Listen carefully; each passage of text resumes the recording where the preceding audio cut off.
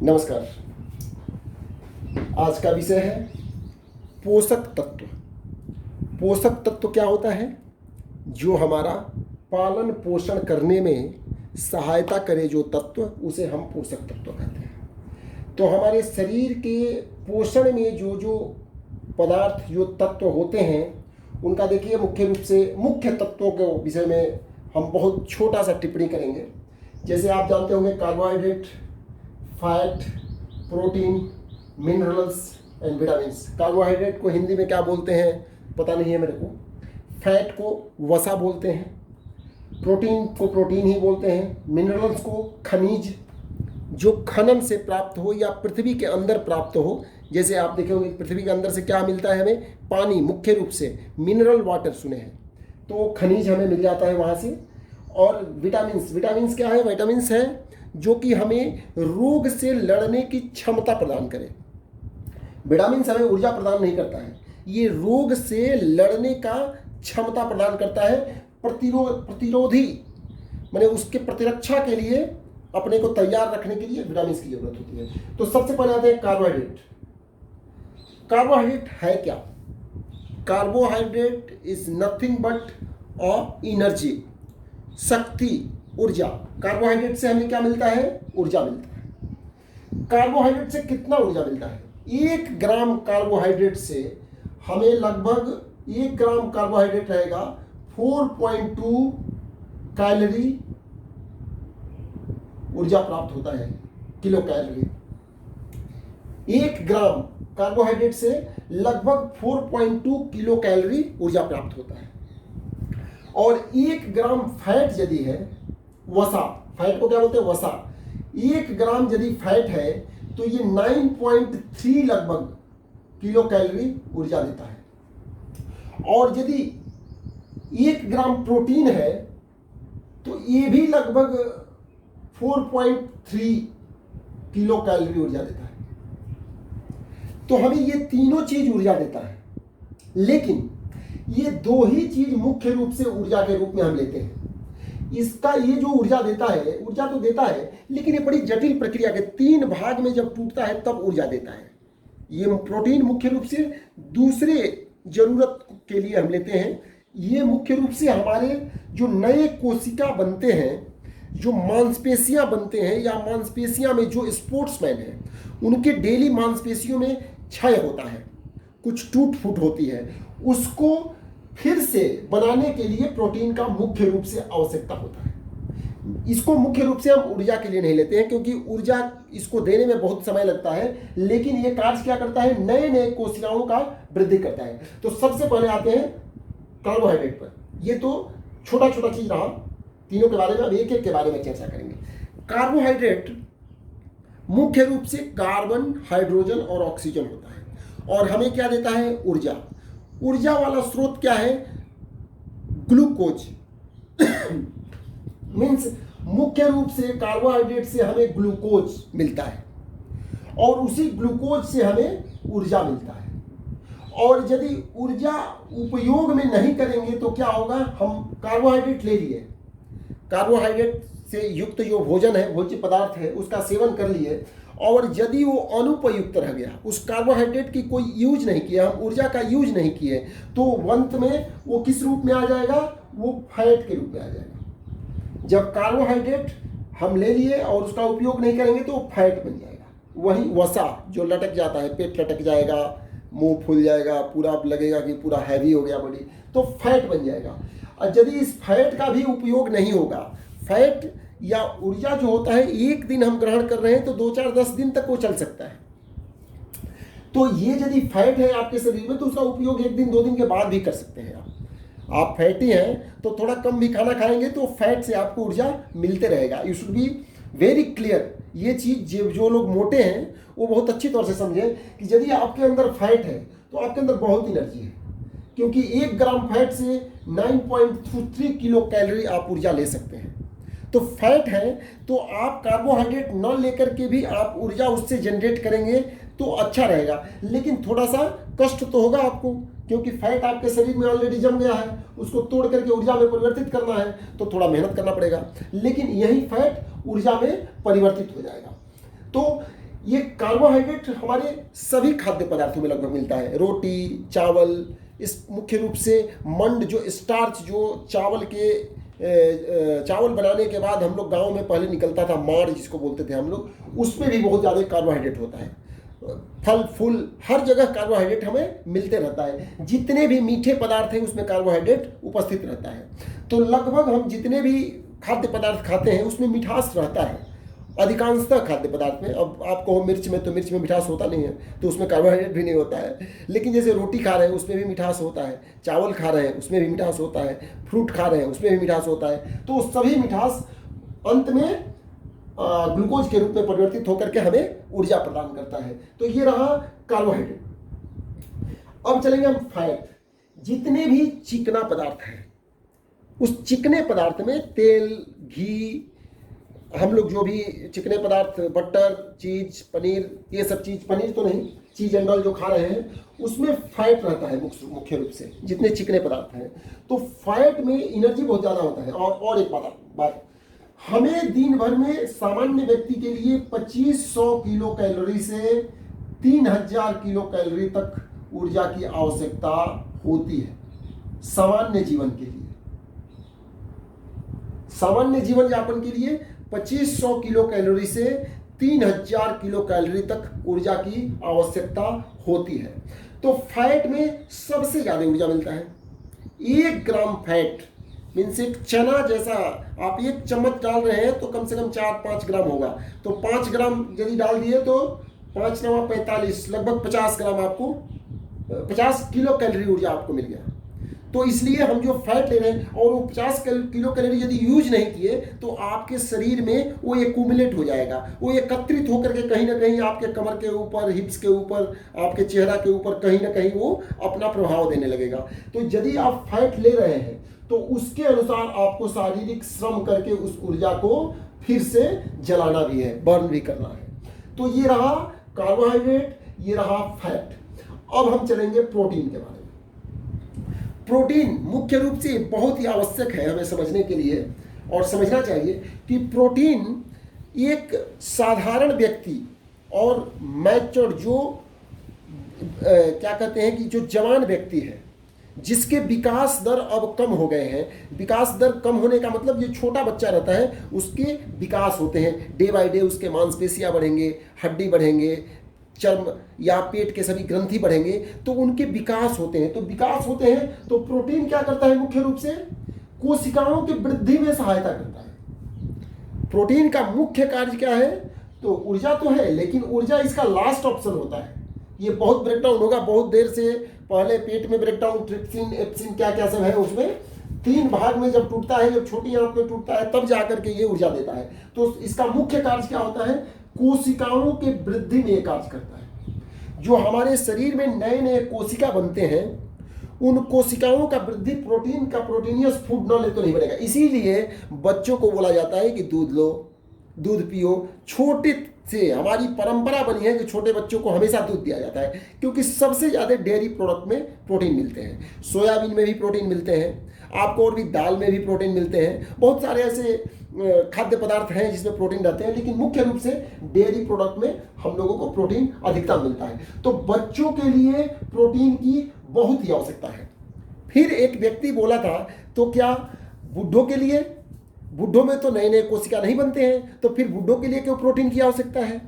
तो बूढ़े बुजुर्ग के लिए और ज़्यादा प्रोटीन की आवश्यकता है। क्यों बुजुर्ग के लिए प्रोटीन की आवश्यकता है?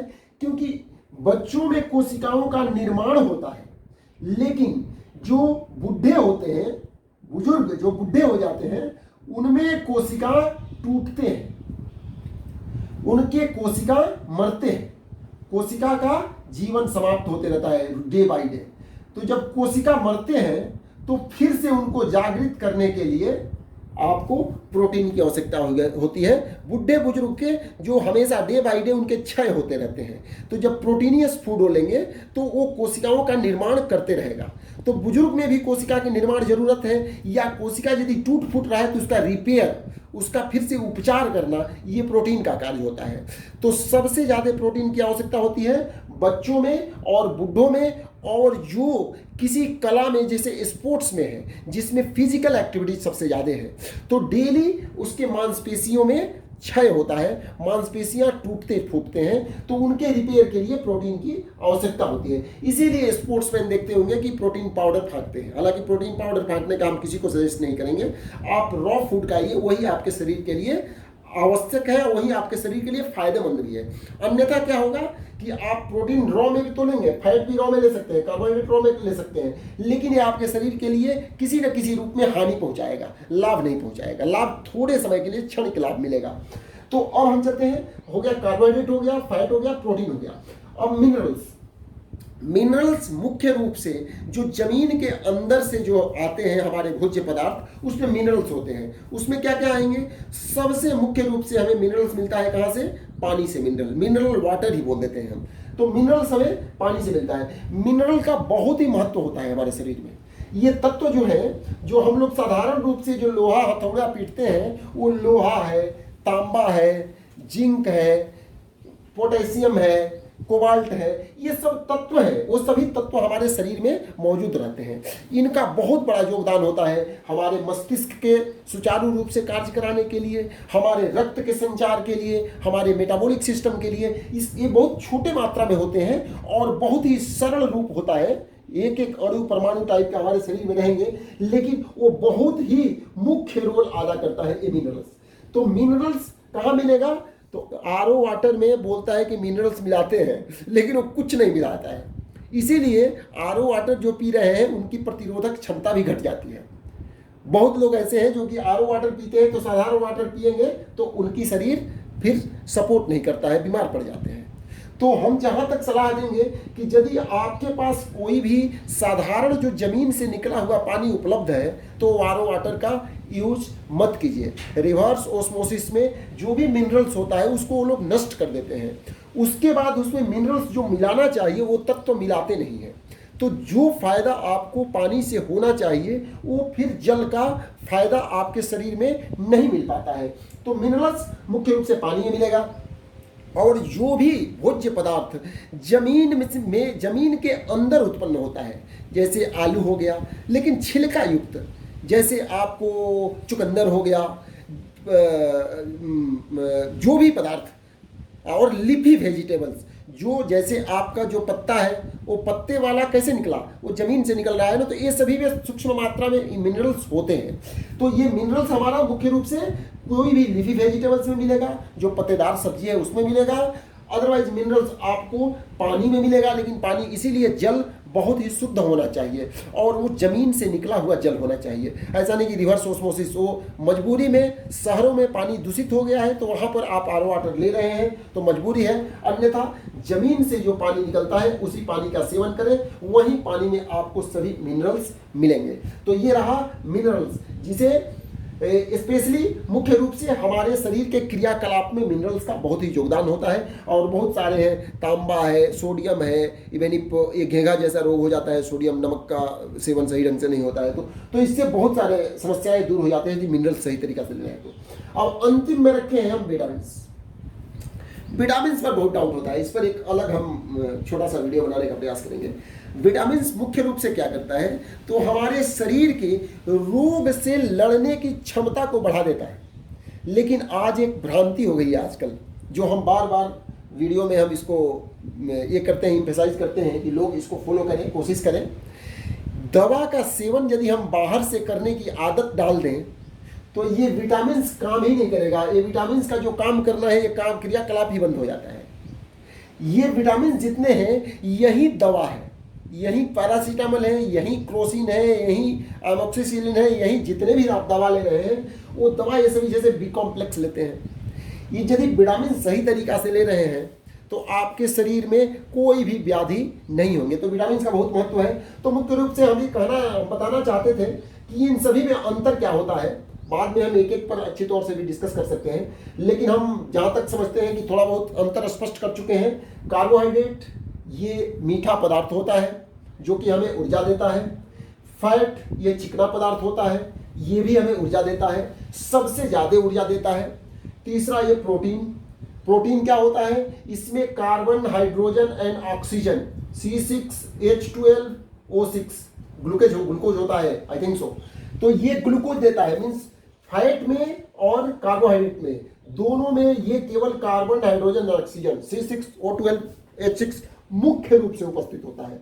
बट प्रोटीन में क्या होता है, तो प्रोटीन में एक और तत्व आ जाता है नाइट्रोजन, इसलिए कॉम्प्लिकेटेड हो जाता है। प्रोटीन हमारे शरीर में कोशिकाओं के वृद्धि और कोशिकाओं के निर्माण में और साथ साथ कोशिकाओं को पुनः जागृत करने में उसको यदि वो क्षय हो रहा है तो उसको फिर से इलाज करने में कार्य करता है। इस प्रकार से आप कह सकते हैं मिनरल्स हमारे शरीर के लिए बहुत ही उपयोगी होता है। मिनरल्स हमारे शरीर के आंतरिक क्रियाकलापों में, जैसे रक्त संचार में, हमारे नर्वस सिस्टम के संचार में, मेटाबॉलिक सिस्टम के लिए और बहुत सारे रोग के भी, डिजीज को भी रोकने में ये बहुत योगदान देता है। विटामिन्स ये मुख्य रूप से रोग प्रतिरोधक क्षमता इसको कहते हैं। अनेकों बीमारियों को रोकने के लिए विटामिन्स की आवश्यकता होती है। तो ये रहा आज के पोषक तत्वों के बारे में। आप लोग बताइएगा ये कैसा लगा। धन्यवाद। नमस्कार। आज का विषय है पोषक तत्व। पोषक तत्व क्या होता है? जो हमारा पालन पोषण करने में सहायता करे जो तत्व, उसे हम पोषक तत्व कहते हैं। तो हमारे शरीर के पोषण में जो जो पदार्थ, जो तत्व होते हैं, उनका देखिए मुख्य रूप से मुख्य तत्वों के विषय में हम बहुत छोटा सा टिप्पणी करेंगे। जैसे आप जानते होंगे carbohydrate, fat, protein, minerals and vitamins. Carbohydrate को हिंदी में क्या बोलते हैं पता नहीं है मेरे को। फैट को वसा बोलते हैं, प्रोटीन को प्रोटीन ही बोलते हैं, मिनरल्स को खनिज, जो खनन से प्राप्त हो या पृथ्वी के अंदर प्राप्त हो। जैसे आप देखे होंगे पृथ्वी के अंदर से क्या मिलता है हमें? पानी, मुख्य रूप से मिनरल वाटर सुने हैं, तो खनिज हमें मिल जाता है वहाँ से। और विटामिन्स, विटामिन्स क्या है? विटामिन्स है जो कि हमें रोग से लड़ने की क्षमता प्रदान करे। विटामिन्स हमें ऊर्जा प्रदान नहीं करता है, ये रोग से लड़ने का क्षमता प्रदान करता है। प्रतिरोधी माने उसके प्रतिरक्षा के लिए, अपने को तैयार रखने के लिए विटामिन्स की जरूरत होती है। तो सबसे पहले आते हैं कार्बोहाइड्रेट। कार्बोहाइड्रेट है क्या? Carbohydrate is nothing but energy, शक्ति, ऊर्जा। कार्बोहाइड्रेट से हमें क्या मिलता है? ऊर्जा मिलता है। कार्बोहाइड्रेट से कितना ऊर्जा मिलता है? 1 ग्राम कार्बोहाइड्रेट से हमें लगभग 1 ग्राम कार्बोहाइड्रेट रहेगा 4.2 कैलोरी ऊर्जा प्राप्त होता है, किलो कैलोरी। 1 ग्राम कार्बोहाइड्रेट से लगभग 4.2 किलो कैलोरी ऊर्जा प्राप्त होता है। और 1 ग्राम फैट यदि है, वसा, फैट को क्या बोलते हैं? वसा। 1 ग्राम यदि फैट है तो ये 9.3 लगभग किलो कैलोरी ऊर्जा देता है। और यदि 1 ग्राम प्रोटीन है तो ये भी लगभग 4.3 किलो कैलोरी ऊर्जा देता है। तो हमें ये तीनों चीज ऊर्जा देता है, लेकिन ये 2 ही चीज मुख्य रूप से ऊर्जा के रूप में हम लेते हैं। इसका ये जो ऊर्जा देता है, ऊर्जा तो देता है, लेकिन ये बड़ी जटिल प्रक्रिया के 3 भाग में जब टूटता है तब ऊर्जा देता है। ये प्रोटीन मुख्य रूप से दूसरे जरूरत के लिए हम लेते हैं। ये मुख्य रूप से हमारे जो नए कोशिका बनते हैं, जो मांसपेशियां बनते हैं, या मांसपेशियां में जो स्पोर्ट्समैन हैं, उनके डेली मांसपेशियों में क्षय होता है, कुछ टूट फूट होती है, उसको फिर से बनाने के लिए प्रोटीन का मुख्य रूप से आवश्यकता होता है। इसको मुख्य रूप से हम ऊर्जा के लिए नहीं लेते हैं, क्योंकि ऊर्जा इसको देने में बहुत समय लगता है, लेकिन ये कार्य क्या करता है? नए नए कोशिकाओं का वृद्धि करता है। तो सबसे पहले आते हैं कार्बोहाइड्रेट पर। ये तो छोटा छोटा चीज रहा, तीनों के बारे में अब एक एक के बारे में चर्चा करेंगे। कार्बोहाइड्रेट मुख्य रूप से कार्बन, हाइड्रोजन और ऑक्सीजन होता है, और हमें क्या देता है? ऊर्जा। ऊर्जा वाला स्रोत क्या है? ग्लूकोज। मीन्स मुख्य रूप से कार्बोहाइड्रेट से हमें ग्लूकोज मिलता है, और उसी ग्लूकोज से हमें ऊर्जा मिलता है। और यदि ऊर्जा उपयोग में नहीं करेंगे तो क्या होगा? हम कार्बोहाइड्रेट ले लिए, कार्बोहाइड्रेट से युक्त जो भोजन है, भोज्य पदार्थ है, उसका सेवन कर लिए, और यदि वो अनुपयुक्त रह गया, उस कार्बोहाइड्रेट की कोई यूज नहीं किया, हम ऊर्जा का यूज नहीं किए, तो अंत में वो किस रूप में आ जाएगा? वो फैट के रूप में आ जाएगा। जब कार्बोहाइड्रेट हम ले लिए और उसका उपयोग नहीं करेंगे तो वो फैट बन जाएगा। वही वसा जो लटक जाता है, पेट लटक जाएगा, मुंह फूल जाएगा, पूरा लगेगा कि पूरा हैवी हो गया बॉडी, तो फैट बन जाएगा।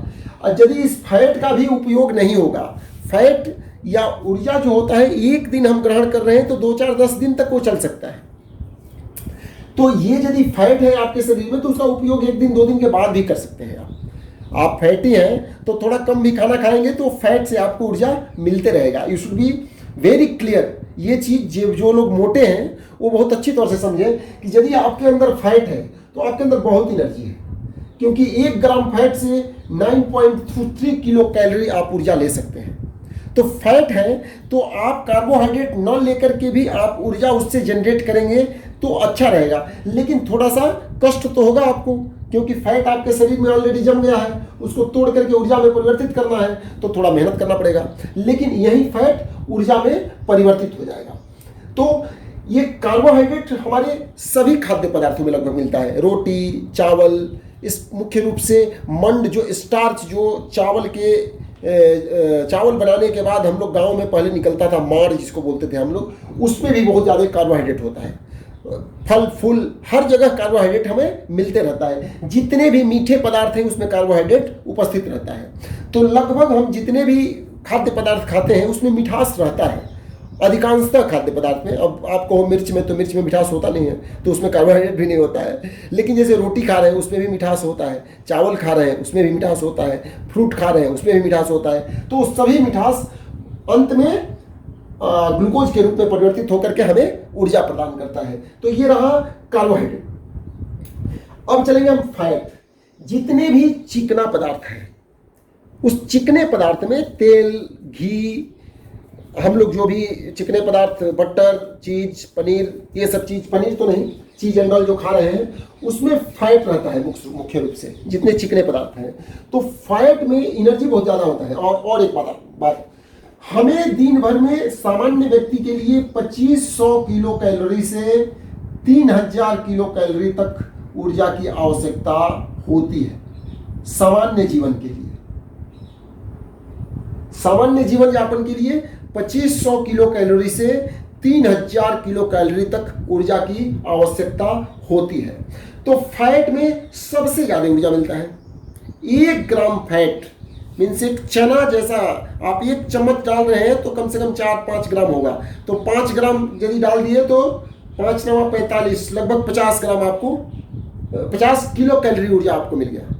तो इसलिए हम जो फैट ले रहे हैं और वो 50 किलो कैलोरी यदि यूज नहीं किए तो आपके शरीर में वो एक्यूमुलेट हो जाएगा, वो एकत्रित होकर के कहीं ना कहीं आपके कमर के ऊपर, हिप्स के ऊपर, आपके चेहरा के ऊपर कहीं ना कहीं वो अपना प्रभाव देने लगेगा। तो यदि आप फैट ले रहे हैं तो उसके अनुसार आपको शारीरिक श्रम करके उस ऊर्जा को फिर से जलाना भी है, बर्न भी करना है। तो ये रहा कार्बोहाइड्रेट, ये रहा फैट।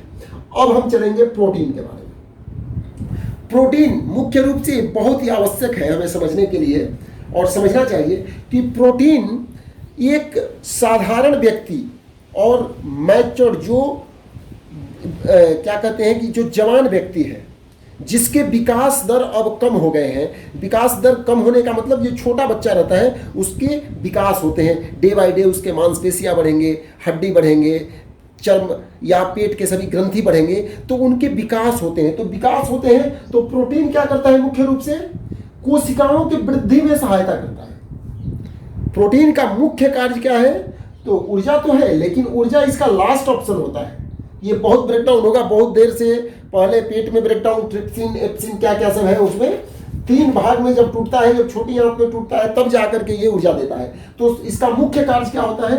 कोशिकाओं के वृद्धि में ये कार्य करता है। जो हमारे शरीर में नए नए कोशिका बनते हैं उन कोशिकाओं का वृद्धि प्रोटीन का प्रोटीनियस फूड न ले तो नहीं बनेगा। इसीलिए बच्चों को बोला जाता है कि दूध लो, दूध पियो। छोटे से हमारी परंपरा बनी है कि छोटे बच्चों को हमेशा दूध दिया जाता है, क्योंकि सबसे ज़्यादा डेयरी प्रोडक्ट में प्रोटीन मिलते हैं। सोयाबीन में भी प्रोटीन मिलते हैं आपको, और भी दाल में भी प्रोटीन मिलते हैं। बहुत सारे ऐसे खाद्य पदार्थ हैं जिसमें प्रोटीन रहते हैं, लेकिन मुख्य रूप से डेयरी प्रोडक्ट में हम लोगों को प्रोटीन अधिकतम मिलता है। तो बच्चों के लिए प्रोटीन की बहुत ही आवश्यकता है। फिर एक व्यक्ति बोला था, तो क्या बूढ़ों के लिए? बूढ़ों में तो नए नए कोशिका नहीं बनते हैं, तो फिर बूढ़ों के लिए क्यों प्रोटीन की आवश्यकता है? तो बूढ़े बुजुर्ग के लिए और ज़्यादा प्रोटीन की आवश्यकता है। क्यों बुजुर्ग के लिए प्रोटीन की आवश्यकता है? क्योंकि बच्चों में कोशिकाओं का निर्माण होता है, लेकिन जो बूढ़े होते हैं, बुजुर्ग जो बूढ़े हो जाते हैं, उनमें कोशिका टूटते हैं, उनके कोशिका मरते हैं, कोशिका का जीवन समाप्त होते रहता है डे बाय डे। तो जब कोशिका मरते हैं तो फिर से उनको जागृत करने के लिए आपको प्रोटीन की आवश्यकता होती है। बुढ़े बुजुर्ग के जो हमेशा डे बाय डे उनके क्षय होते रहते हैं, तो जब प्रोटीनियस फूड लेंगे तो वो कोशिकाओं का निर्माण करते रहेगा। तो बुजुर्ग में भी कोशिका की निर्माण जरूरत है, या कोशिका यदि टूट फूट रहा है तो उसका रिपेयर, उसका फिर से उपचार करना, ये प्रोटीन का कार्य होता है। तो सबसे ज़्यादा प्रोटीन की आवश्यकता होती है बच्चों में और बूढ़ों में, और जो किसी कला में जैसे स्पोर्ट्स में है, जिसमें फिजिकल एक्टिविटी सबसे ज़्यादा है, तो डेली उसके मांसपेशियों में क्षय होता है, मांसपेशियां टूटते फूटते हैं, तो उनके रिपेयर के लिए प्रोटीन की आवश्यकता होती है। इसीलिए स्पोर्ट्समैन देखते होंगे कि प्रोटीन पाउडर फाँकते हैं। हालांकि प्रोटीन पाउडर फाँकने का हम किसी को सजेस्ट नहीं करेंगे, आप रॉ फूड खाइए, वही आपके शरीर के लिए आवश्यक है, वही आपके शरीर के लिए फायदेमंद भी है। अन्यथा क्या होगा कि आप प्रोटीन रॉ में भी तो लेंगे, फैट भी रॉ में ले सकते हैं, कार्बोहाइड्रेट रॉ में ले सकते हैं, लेकिन ये आपके शरीर के लिए किसी न किसी रूप में हानि पहुंचाएगा, लाभ नहीं पहुंचाएगा। लाभ थोड़े समय के लिए, क्षण के लाभ मिलेगा। तो अब हम चलते हैं, हो गया कार्बोहाइड्रेट, हो गया फैट, हो गया प्रोटीन, हो गया। अब मिनरल्स।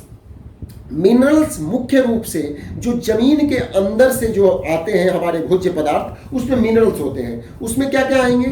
सबसे मुख्य रूप से हमें मिनरल्स मिलता है कहाँ से? पानी से। मिनरल वाटर ही बोल देते हैं हम। तो मिनरल्स हमें पानी से मिलता है। मिनरल का बहुत ही महत्व होता है हमारे शरीर में।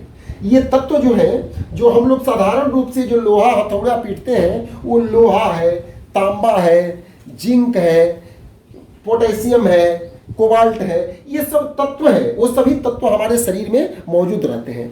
इनका बहुत बड़ा योगदान होता है हमारे मस्तिष्क के सुचारू रूप से कार्य कराने के लिए, हमारे रक्त के संचार के लिए, हमारे मेटाबॉलिक सिस्टम के लिए। ये बहुत छोटे मात्रा में होते हैं और बहुत ही सरल रूप होता है।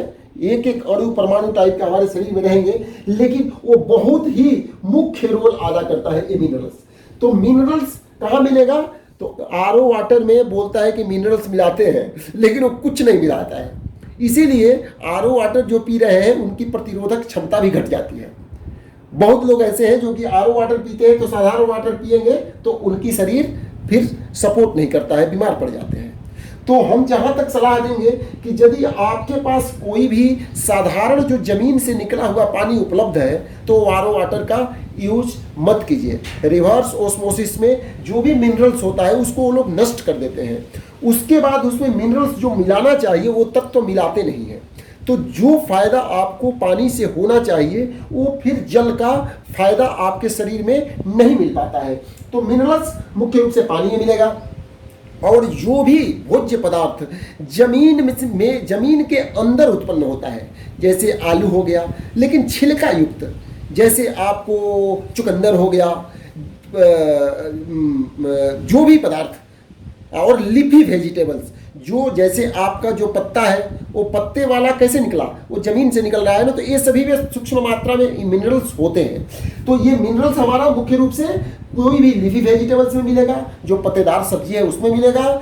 अदरवाइज मिनरल्स आपको पानी में मिलेगा, लेकिन पानी इसीलिए जल बहुत ही शुद्ध होना चाहिए और वो जमीन से निकला हुआ जल होना चाहिए। ऐसा नहीं कि रिवर्स ऑस्मोसिस हो, मजबूरी में शहरों में पानी दूषित हो गया है तो वहाँ पर आप आरओ वाटर ले रहे हैं तो मजबूरी है, अन्यथा जमीन से जो पानी निकलता है उसी पानी का सेवन करें, वही पानी में आपको सभी मिनरल्स मिलेंगे। तो ये रहा मिनरल्स, जिसे स्पेशली मुख्य रूप से हमारे शरीर के क्रियाकलाप में मिनरल्स का बहुत ही योगदान होता है, और बहुत सारे हैं, तांबा है, सोडियम है, इवन ये घेंघा जैसा रोग हो जाता है, सोडियम नमक का सेवन सही ढंग से नहीं होता है, तो इससे बहुत सारे समस्याएं दूर हो जाते हैं यदि मिनरल्स सही तरीका से लेना है तो। अब अंतिम में रखे हैं हम विटामिन्स। विटामिन्स पर बहुत डाउट होता है, इस पर एक अलग हम छोटा सा वीडियो बनाने का प्रयास करेंगे। विटामिन्स मुख्य रूप से क्या करता है, तो हमारे शरीर के रोग से लड़ने की क्षमता को बढ़ा देता है। लेकिन आज एक भ्रांति हो गई है आजकल, जो हम बार बार वीडियो में हम इसको ये करते हैं, एम्फेसाइज करते हैं कि लोग इसको फॉलो करें, कोशिश करें। दवा का सेवन यदि हम बाहर से करने की आदत डाल दें तो ये विटामिन्स काम ही नहीं करेगा। ये विटामिन्स का जो काम करना है, ये काम क्रियाकलाप ही बंद हो जाता है। ये विटामिन जितने हैं यही दवा है, यही पैरासीटामोल है, यही क्रोसिन है, यही एमोक्सिसिलिन है, यही जितने भी आप दवा ले रहे हैं वो दवा ये सभी जैसे बी कॉम्प्लेक्स लेते हैं। ये यदि विटामिन सही तरीका से ले रहे हैं तो आपके शरीर में कोई भी व्याधि नहीं होंगे। तो विटामिन का बहुत महत्व है। तो मुख्य रूप से हम ये बताना चाहते थे कि इन सभी में अंतर क्या होता है। बाद में हम एक एक पर अच्छी तौर से भी डिस्कस कर सकते हैं, लेकिन हम जहाँ तक समझते हैं कि थोड़ा बहुत अंतर स्पष्ट कर चुके हैं। कार्बोहाइड्रेट ये मीठा पदार्थ होता है जो कि हमें ऊर्जा देता है। फैट ये चिकना पदार्थ होता है, ये भी हमें ऊर्जा देता है, सबसे ज़्यादा ऊर्जा देता है। तीसरा ये प्रोटीन। प्रोटीन क्या होता है, इसमें carbon, hydrogen and oxygen C6H12O6 glucose होता है, आई थिंक सो। तो ये ग्लूकोज देता है, मीन्स फैट में और कार्बोहाइड्रेट में दोनों में ये केवल कार्बन, हाइड्रोजन और ऑक्सीजन C6O12H6 मुख्य रूप से उपस्थित होता है। बट प्रोटीन में क्या होता है, तो प्रोटीन में एक और तत्व आ जाता है नाइट्रोजन, इसलिए कॉम्प्लिकेटेड हो जाता है।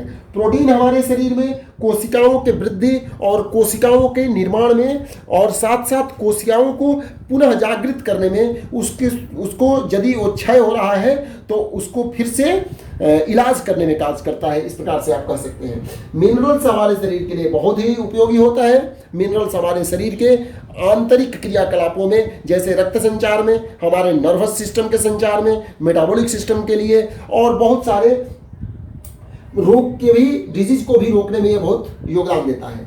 विटामिन्स ये मुख्य रूप से रोग प्रतिरोधक क्षमता इसको कहते हैं। अनेकों बीमारियों को रोकने के लिए विटामिन्स की आवश्यकता होती है। तो ये रहा आज के पोषक तत्वों के बारे में। आप लोग बताइएगा ये कैसा लगा। धन्यवाद।